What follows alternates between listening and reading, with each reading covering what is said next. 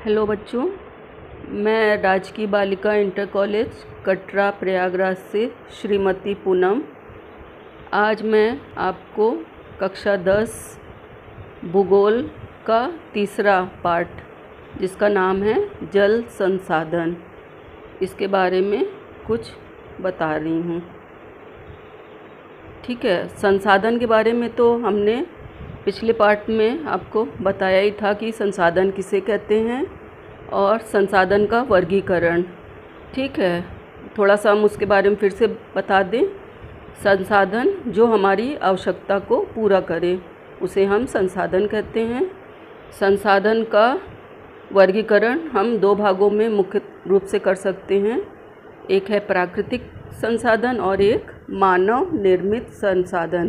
तो प्राकृतिक संसाधन का मतलब क्या है? जो हमें प्रकृति से निःशुल्क प्राप्त होती हैं। तो इसके अंतर्गत सौर ऊर्जा, पवन ऊर्जा और जल संसाधन मुख्यतः है। तो आज उसी में से एक जो है जल संसाधन के बारे में हम चर्चा करेंगे। जैसा कि आप जानते हैं, हमारी पृथ्वी क्या है? वो पानी से या जल से घिरी हुई है। 3/4 धरातल जल से ढका हुआ है, परंतु इसमें प्रयोग में लाने योग्य अलवणीय जल का क्या मतलब है? मतलब पीने योग्य जल, जिसको हम मीठा जल भी बोलते हैं, जिसमें नमक नहीं पाया जाता। तो उसका अनुपात क्या है? बहुत ही कम है। यह अलवणीय जल हमें सतही अपवाह और भौम जल स्रोतों से प्राप्त होता है। सतही अपवाह मतलब क्या है? जो पर्वतों से बर्फ़ से ढके हुए जो हिमाद्रियाँ हैं, उनसे पिघल पिघल के जो नदियाँ बन के बहती हैं, उनको हम सतही अपवाह बोलते हैं। और भौम जल का मतलब जो भूमिगत जल होते हैं। हम नलकूप और हैंडपाइप के माध्यम से इन जलों को प्राप्त करते हैं। तो इन दोनों तरह के स्रोत से प्राप्त जो जल होता है वो अलवणीय जल होता है। ठीक है, इसका लगातार नवीकरण हो रहा है और जलीय चक्र के द्वारा इसका नवीकरण होता रहता है। जलीय चक्र क्या है? मतलब कि जैसे कि वाष्पीकरण हुआ और पानी उड़ के क्या हुआ? वायुमंडल में जाके बादल का रूप ले लिया, फिर बारिश हुई और फिर धरती पे पानी आ गया। ये चक्र जो है निरंतर चलता रहता है, इसको हम जलीय चक्र बोलते हैं। तो सारा जलीय चक्र में गतिशील रहता है, जिससे जल नवीकरण सुनिश्चित होता है। आपको आश्चर्य होगा कि जब पृथ्वी का 3/4 भाग जल से घिरा है और जल एक नवीकरण योग्य साधन है, तब भी विश्व में जल की कमी कैसे है? मतलब पानी तो हमारे पास है पर्याप्त, लेकिन क्या है? पीने योग्य पानी हमारे पास पर्याप्त नहीं है। तो ऐसी भविष्यवाणी की जा रही है कि सन 2025 में 20 करोड़ लोग जो हैं जल की नितांत कमी को झेलेंगे। ये कहा जा रहा है कि भविष्य में अब जो युद्ध होगा वो जल को ही लेकर होगा। तो अब जल की कमी ना हो, उसके लिए हम क्या कर सकते हैं? जल का संरक्षण।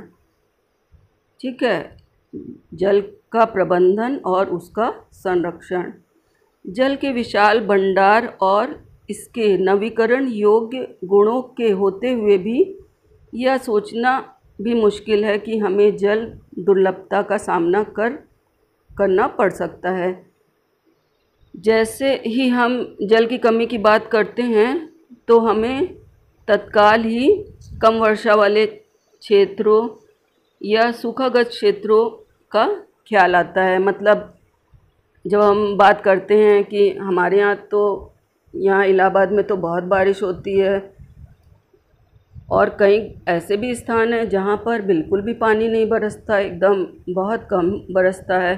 तो जब सूखा या शुष्क क्षेत्र की बात आती है तो हमारे दिमाग में राजस्थान के मरुस्थल और पानी का मटका लेके दूर दराज से लोग पीने का पानी भर के ले आती हुई स्त्रियां, ये सब इनके चित्र जो हैं हमारे मस्तिष्क में उभर जाते हैं।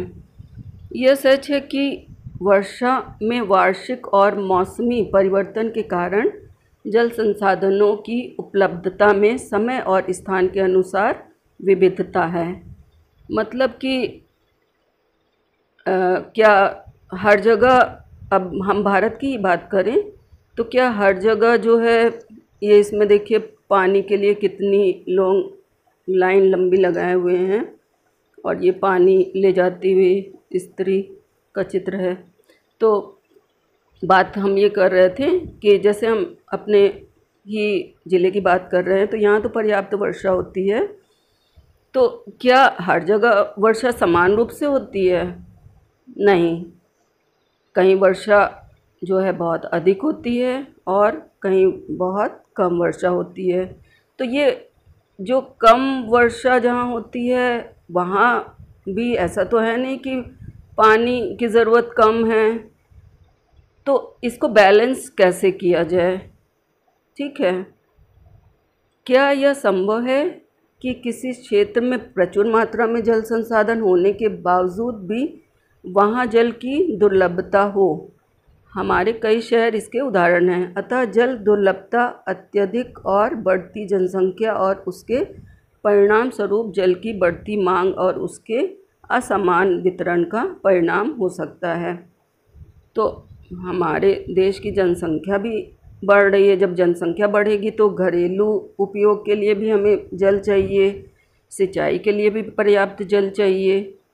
तो अब जल तो उतना ही है, ये तो है नहीं कि हाँ जनसंख्या बढ़ गई तो हम मेरे पास पानी ज़्यादा आ गया। भाई नदियों में तो पानी उतना ही है, उतना ही प्रवाह है, सब कुछ वही है। तो जब हम सिंचाई के लिए ज़्यादा से ज़्यादा पानी इस्तेमाल कर रहे हैं, घरेलू उपयोग के लिए भी हम पानी ज़्यादा यूज़ कर रहे हैं, तो क्या होगा? हम ज़्यादा से ज़्यादा जल का जब दोहन करेंगे तो जल की कमी तो होगी ही। तो आपने टीवी पर विज्ञापनों में देखा ही होगा कि बहुत से किसानों के खेतों पर अपने निजी कुएं और नलकूप हैं। भाई जो संपन्न किसान हैं वो क्या करते हैं, अपने निजी कुएं और नलकूप बनाते हैं और उससे सिंचाई करके उत्पादन को बढ़ाते हैं। परंतु आपने सोचा है कि इसका परिणाम क्या होगा? इसके कारण भौम जल स्तर नीचे गिर सकता है। गिर सकता क्या है, गिर ही गया है। हमारा जल स्तर जो है काफ़ी नीचे चला गया है और लोगों के लिए जल की उपलब्धता में कमी हो सकती है और भोजन सुरक्षा खतरे में पड़ सकती है। स्वतंत्रता के बाद भारत में तेज़ी से औद्योगिकरण और शहरीकरण हुआ। मतलब जब आज़ादी मिली उसके बाद ये हुआ कि अब विकास भी ज़रूरी है, तो उसके लिए जो बहुराष्ट्रीय कंपनियां और बड़े बड़े उद्योग जो लगाए गए, उससे क्या हुआ, अलवणीय जल संसाधनों पर दबाव बढ़ गया। मतलब जो मीठा जल था, अलवणीय जल था, उसका अधिक से अधिक उपयोग होने लगा। उद्योगों को अत्यधिक जल के अलावा उनको चलाने के लिए ऊर्जा की भी आवश्यकता होती है और इसकी काफ़ी हद तक पूर्ति जल विद्युत से होती है। मतलब जल से हम क्या कहते हैं, बिजली भी पैदा करते हैं और जो मल्टीनेशनल कंपनियां होती हैं उनको चलाने के लिए हमें विद्युत की आवश्यकता होती है। तो ज़्यादातर विद्युत जो है हमें जल संसाधन से ही प्राप्त होती है। मतलब लगभग 22% भाग जो है जल विद्युत से ही प्राप्त होती है। बिजली जो है उसका 22% बिजली जो है हमें जल विद्युत से ही प्राप्त होती है। इसके अलावा शहरों की बढ़ती जनसंख्या और शहरी जीवन शैली के कारण न केवल जल और ऊर्जा की आवश्यकता में बढ़ोतरी हुई, अपितु इनसे संबंधित समस्याएं और भी गहरी हुई। यदि आप शहरी आवास समितियों या कॉलोनियों पर नज़र डालें तो आप पाएंगे कि उनके अंदर जल पूर्ति के लिए नलकूप स्थापित किया गया है। मतलब कि जो आजकल क्या बन रहा है, बड़ी बड़ी मल्टी स्टोरी बिल्डिंग बन रही है और फ्लैट्स बन रहे हैं, उसमें क्या होता है, नलकूप अपना पर्सनल लगाते हैं। तो उसके लिए क्या करेंगे वो लोग, अधिक से अधिक, अब मान लीजिए कि एक कोई बिल्डिंग बनी है, उसमें 1000 जो है छोटे छोटे फ्लैट्स बने, तो हर फ्लैट्स में बिजली पानी हर चीज़ की आपूर्ति करनी पड़ेगी। तो इसके लिए क्या होगा, हम जल का दोहन अधिक से अधिक ही तो करेंगे, तभी तो हम पानी की सप्लाई कर पाएंगे। तो ये सारी समस्याएं हमारे सामने हैं वर्तमान में। अब आता है बहुउद्देशीय नदी परियोजना। बहुउद्देशीय नदी परियोजना के द्वारा जल का प्रबंधन। तो बहुउद्देशीय नदी परियोजना होती क्या है, अभी हम आगे इसका बताएंगे कि बांध क्या होता है। तो हम ये जो बुक में दिया है उसको बता दें। हम जल का संरक्षण और प्रबंधन कैसे करें। ठीक है, जल को सुरक्षित कैसे रखें और उसको भविष्य के लिए सुरक्षित हम कर रहे हैं तो उसका प्रबंधन हम कैसे करें। पुरातत्व वैज्ञानिक और ऐतिहासिक अभिलेख बताते हैं कि हमने प्राचीन काल से सिंचाई के लिए पत्थरों और मलबे से बांध, जलाशय अथवा झीलों के तटबंध और नहरों जैसे उत्कृष्ट जलीय आकृतियाँ बनाई हैं। मतलब आज तो हम बड़े बड़े बांध बना रहे हैं, पुराने समय से ही ऐसा नहीं है कि ध्यान नहीं दिया, पुराने समय से ही कई जलाशय, बांध और झीलें जो हैं वो बनाए जाते रहे हैं। इसमें कोई आश्चर्य नहीं है कि हमने यह परिपाटी आधुनिक भारत में भी जारी रखी है और अधिकतर नदियों के बेसिनों में बांध बनाए हैं। अब बांध क्या है और वे हमें जल संरक्षण और प्रबंधन में कैसे सहायक हैं। परंपरागत बांध नदियों और वर्षा जल को इकट्ठा करके बाद में उसे खेतों की सिंचाई के लिए उपलब्ध करवाते हैं। मतलब कि जैसे कि बारिश का मौसम है, हमने क्या किया, बड़े बड़े गड्ढे खोदकर उसमें जल, हमने वर्षा जल इकट्ठा कर लिया। फिर बाद में जब वर्षा का मौसम चला गया, गर्मी आई, तो हमने सिंचाई के लिए इसी पानी का उपयोग किया। ठीक है, आजकल बांध सिर्फ सिंचाई के लिए ही नहीं बल्कि उनका उद्देश्य विद्युत उत्पादन, घरेलू और औद्योगिक उपयोग, जल आपूर्ति, बाढ़ नियंत्रण, मनोरंजन, आंतरिक नौचालन और मछली पालन भी है। मतलब बहुउद्देशीय परियोजना होती क्या है, मतलब कि ऐसी योजना जिससे ढेर सारी उद्देश्यों की पूर्ति हो। ठीक है, जैसे कि क्या है, सिंचाई भी उससे हो रही है और विद्युत भी पैदा कर रहे हैं, घरेलू और औद्योगिक उपयोग के लिए भी हम इस्तेमाल कर रहे हैं, साथ ही साथ हम बाढ़ पर भी नियंत्रण कर रहे हैं। और मनोरंजन का मतलब कि जैसे कि लोग वहाँ पर जाते हैं, नाव वगैरह चलाते हैं, आंतरिक नौचालन और मछली पालन, ये सब जो है बहुउद्देशीय नदी परियोजना, इन्हीं को हम कहते हैं।